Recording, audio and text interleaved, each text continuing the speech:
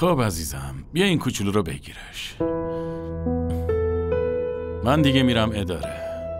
فرید دخترم، لطفاً امروز اتاقی کنار اتاق منو برای عایشه و جانان آماده کن. باشه؟ باشه. عصر میبینمت. فعلا خداحافظ.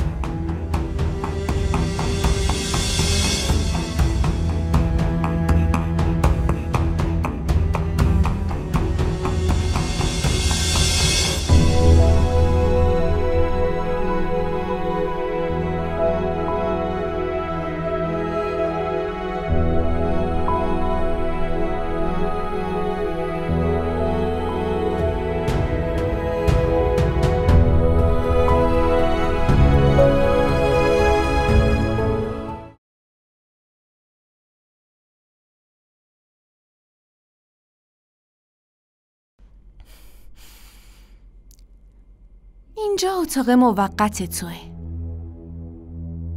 میگم موقت چون خودت گفتی نمیخوای اینجا بمونی. البته کار درستی میکنی. به هر حال شما نگران من نباشین. چند روز دیگه خودم از اینجا میرم.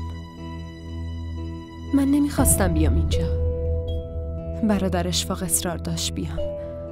برای همین مجبور شدم. از حرفم ناراحت شدی؟ شوخی کردم بابا. مگه میشه من به تو چیزی بگم؟ تو خواهر عزیز پدرمی. میشه یه چیزی بپرسم؟ بپرس. رحیم این روزا زیاد میاد خونتون، درسته میگم؟ منظورتو از این حرفا نمیفهمم. من باهاش کاری ندارم فریده. این مدت فقط به فکر بدبختی خودمم. به هر حال اینجا رو خیلی تمیز نگه دار. تو که میدونی مامانم چقدر وسواسی و حساسه. خودم حواسم هست.